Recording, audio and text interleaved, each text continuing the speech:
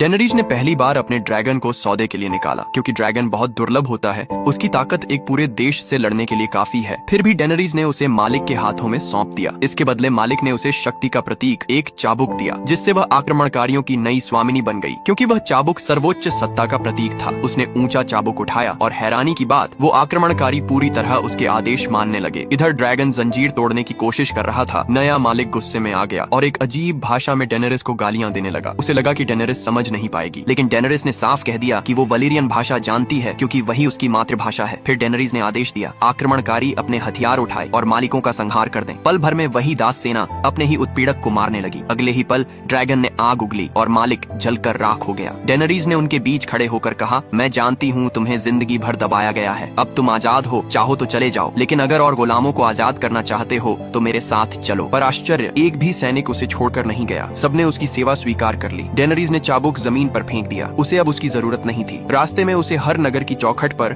सूली पर चढ़े बच्चे मिले। यह देखकर वो बहुत दुखी हुई और निश्चय किया कि इन बच्चों की मौत का बदला लेगी। वह अपनी सेना लेकर अगले दास नगर मीरिन पहुंची। मालिक घमंड में हंस रहे थे। उन्होंने अपनी ओर से एक सैनिक भेजा, जिसने खुलेआम डेनेरिस का अपमान किया। जवाब में डेनेरिस ने अपना योद्धा भेजा, जिसने उस सैनिक को हरा दिया। लेकिन डेनेरिस ने दासों से पुकारा, मैं तुम्हारी दुश्मन नहीं हूँ, बल्कि उन्हें आजाद कराना चाहती है। उसने उन्हें बच्चों के शव दिखाए और उनकी टांगे तोप से शहर में फेंकवा दी। उसने दासों को हथियार दिलवाए। अगली सुबह ही दासों ने मालिकों को घेर लिया, हर मालिक को मार डाला। बाद में डेनेरिस ने उन अमीरों को भी उसी तरह सीढ़ियों पर टंगवा दिया, जैसे उन्होंने बच्चों को किया था। डेनेरिस अब उस शहर की रानी बन गई, लेकिन जल्द ही उसका ड्रैगन लोगों को नुकसान पहुंचाने लगा। एक योद्धा उसके पास आया और जले हुए जानवर दिखाए। डेनेरिस ने उसे 3 गुना इनाम दिया। लेकिन जब एक आदमी अपनी जली हुई 3 साल की बेटी की लाश लेकर आया, तब डेनेरिस को एहसास हुआ कि वो अपने ड्रैगन पर काबू नहीं रख पा रही है। दूसरे दोनों ड्रैगनों को बदनाम न होने देने के लिए डेनेरिस उन्हें अंधेरे तहखाने में ले गई। डेनेरिस ने भारी दिल से उनके गले में लोहे की बेड़ियां डाली और फिर मुड़कर दरवाजे की ओर चल पड़ी। कुछ समय बाद जब डेनेरिस खान में थी, कई हमलावरों ने उस पर हमला कर दिया। उसके रक्षक मारे जा रहे थे और वो बच नहीं पा रही थी। तभी उसका सबसे बड़ा ड्रैगन वहां आ गया। उसने दुश्मनों पर हमला किया